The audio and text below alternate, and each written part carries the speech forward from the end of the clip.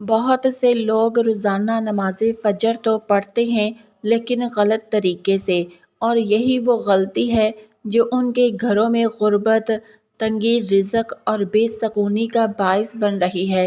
حضور صلی اللہ علیہ وسلم نے فرمایا، جو شخص نماز فجر غلط طریقے سے ادا کرتا ہے، اللہ اس کے گھر میں 3 بڑی آفتیں نازل فرماتا ہے۔ پہلی آفت ان کے گھر میں غربت ڈیرا ڈال لیتی ہے۔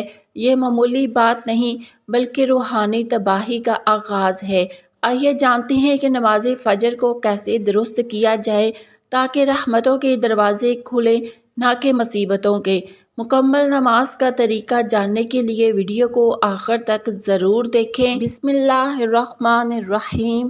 ناظرین، بہت سے لوگ نماز فجر غلط پڑھتے ہیں۔ جی ہاں، ایک تحقیق کے مطابق 99% لوگ نماز فجر کی نماز میں ایسی غلطیاں کرتے ہیں جن کا انہیں اندازہ تک نہیں ہوتا۔ نبی کریم صلی اللہ علیہ وسلم نے فرمایا، جو شخص فجر کی نماز صحیح طریقے سے ادا کرے اس کے تمام پچھلے گناہ معاف کر دیے جاتے ہیں، لیکن جو فجر کی نماز کو ضائع کرتا ہے یا غلط طریقے سے پڑھتا ہے اس کے رزق میں تنگی آ جاتی ہے۔ غربت، پریشانی اور محتاجی اس کا پیچھا نہیں چھوڑتی۔ کتنے ہی گھروں میں بے برکتی بس فجر کو کوتاہی کی وجہ سے ہے۔ کیا آپ واقعی فجر صحیح طریقے سے پڑھ رہے ہیں؟ آج کی ویڈیو میں ہم سیکھیں گے کہ فجر کی نماز کا وہ مسنون طریقہ جس سے نہ صرف گناہ معاف ہوتے ہیں بلکہ رزق کے دروازے بھی کھلتے ہیں۔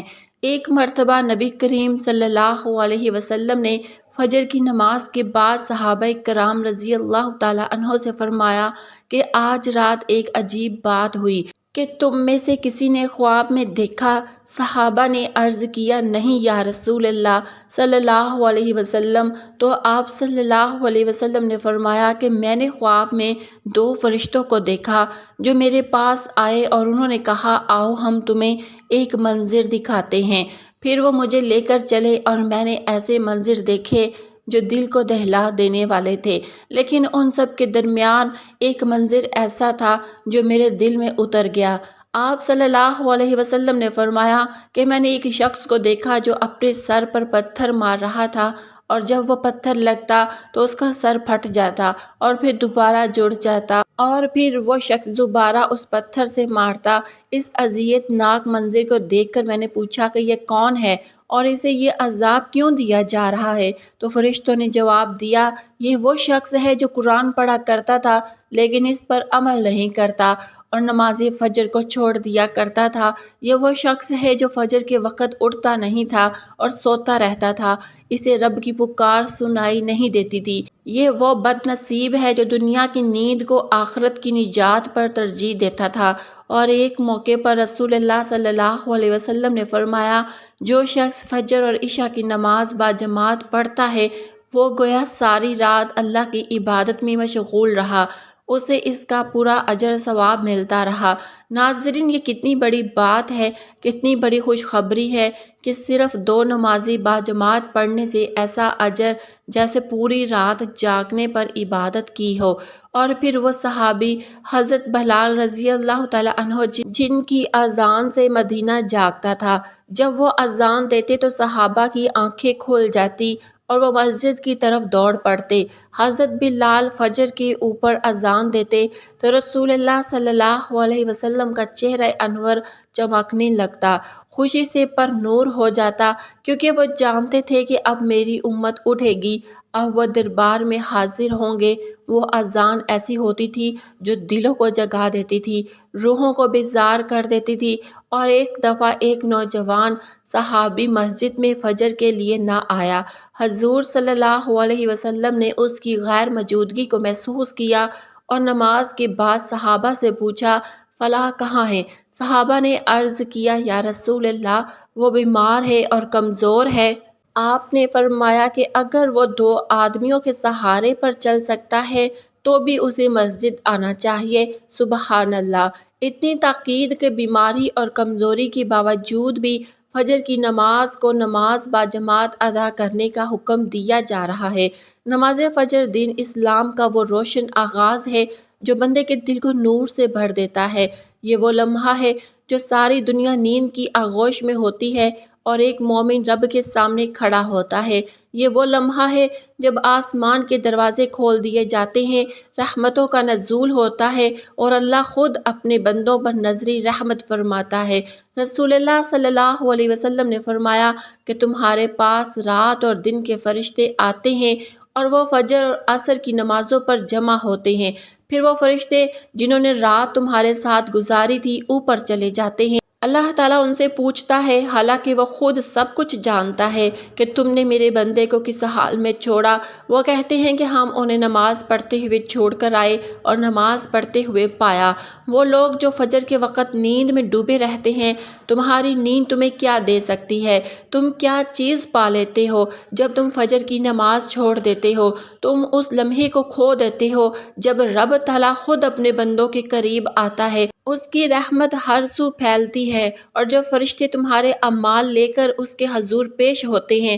فجر کی نماز کا بھی صحیح طریقہ سیکھنا ہر مسلمان پر فرض ہے، کیونکہ یہی وہ نماز ہے جس سے دن کی ابتدا ہوتی ہے۔ یہی وہ نماز ہے جس سے بندہ اپنے رب کے سامنے حاضر ہو کر گویا یہ کہتا ہے کہ یا اللہ، میں نے ساری رات سو کر گزار دی، لیکن اب میں حاضر ہوں تاکہ تیرا حکم بجا لاؤں۔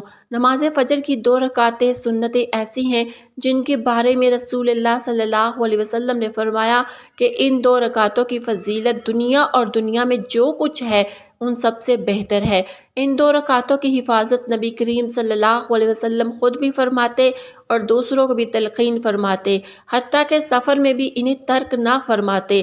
نماز فجر نماز کی نیت یوں کی جاتی ہے کہ دل میں یہ ارادہ ہو کہ میں اللہ کے لیے 2 رکعت نماز فرض ادا کرتا ہوں۔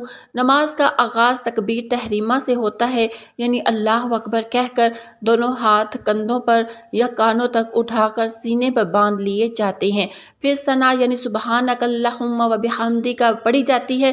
اس کے بعد سورۃ فاتحہ پڑھی جاتی ہے جو ہر رکعت میں فرض ہے۔ اس کے بعد کوئی اور سورت کم از کم 3 آیت قرآن مجید سے پڑھی جاتی ہے اور پھر رکوع کیا جاتا ہے، سبحان ربی العظیم کہا جاتا ہے کم از کم 3 مرتبہ، پھر قیام کیا جاتا ہے، سمیع اللہ کہا جاتا ہے، پھر سجدے میں جایا جاتا ہے اور سبحان ربی الاعلیٰ کہا جاتا ہے، پھر بیچ میں بیٹھ کر دوسرا سجدہ کیا جاتا ہے، اور اسی طرح دوسری رکعت میں بھی سورہ فاتحہ اور کوئی سورت یا آیت پڑھی جاتی ہے۔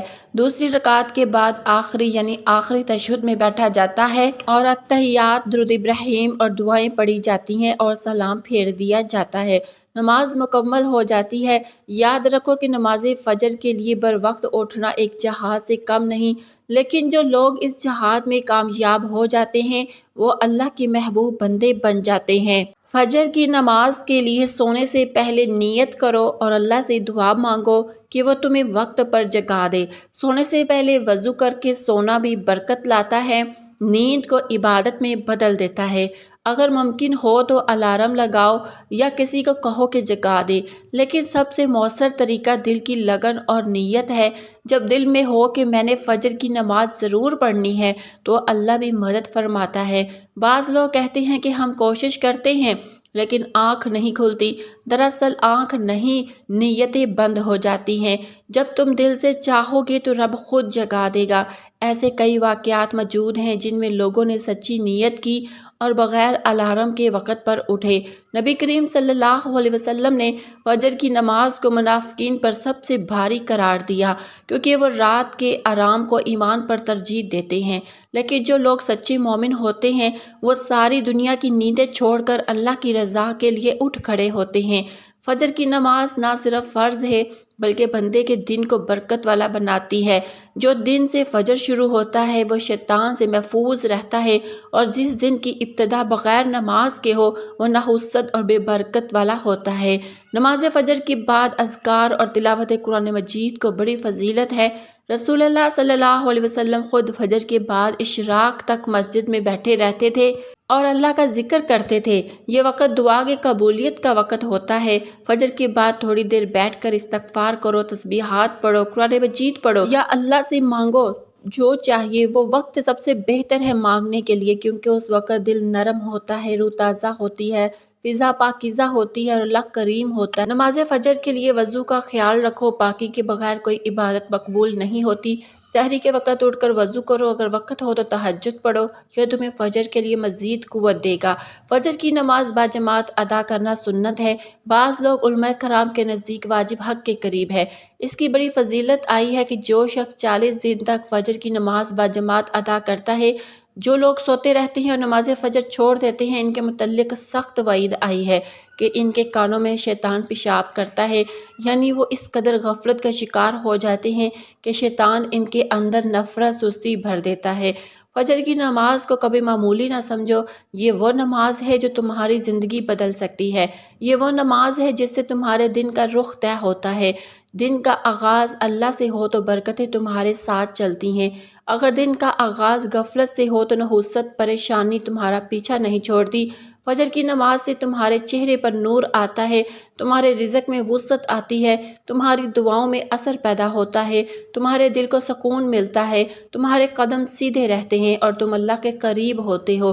اس نماز کے ذریعے تم خود کو شیطان کے پنجوں سے آزاد کرتے ہو اور اللہ کی رحمتوں کی چھاؤں میں آ جاتے ہو، اور اپنے بچوں کو بھی فجر کی عادت ڈالو۔ گھر میں فجر کی اذان کی آواز آئے تو گھر والے جاگ جائیں، ماں باپ خود اٹھیں گے تو اولاد بھی اٹھے گی، اگر ماں باپ سوئے رہے تو بچے کیسے جاگیں گے؟ آج ہمارے گھروں میں فجر کی نماز کا اہتمام ختم ہوتا جا رہا ہے، اسی لیے برکتیں بھی کم ہو گئی ہیں، سکون بھی کم ہو گیا ہے، رزق میں تنگی آ گئی ہے۔ اگر تم چاہتے ہو کہ تمہارے دن خوشیوں سے بھر جائیں، تمہارے گھر نور سے جگمگا اٹھیں، تمہارے چہرے پر سکون ہو، تو تمہارے اعمال میں خیر ہو، تو فجر کی نماز کو اپنی زندگی کا لازمی حصہ بنا لو، کبھی قضا نہ ہونے دو، کبھی سستی نہ کرو، چاہے سردی ہو یا گرمی۔ یاد رکھو کہ جنت کی راہیں انہی قدموں سے طے ہوں گی جو فجر کے لیے اٹھتے ہیں۔ اللہ رب العزت سے دعا ہے کہ اللہ ہم سب کو نماز فجر نہ صرف باجماعت بلکہ مکمل اخلاص اور صحیح طریقے سے ادا کرنے کی توفیق عطا فرمائے۔ یا اللہ ہمارے دلوں میں نماز کی محبت پیدا فرما اور ہمیں ان خوش نصیبوں میں شامل فرما جن کے گھروں پر تیری رحمتیں، برکتیں اور سکون نازل ہوتا ہے۔ آمین ثم آمین۔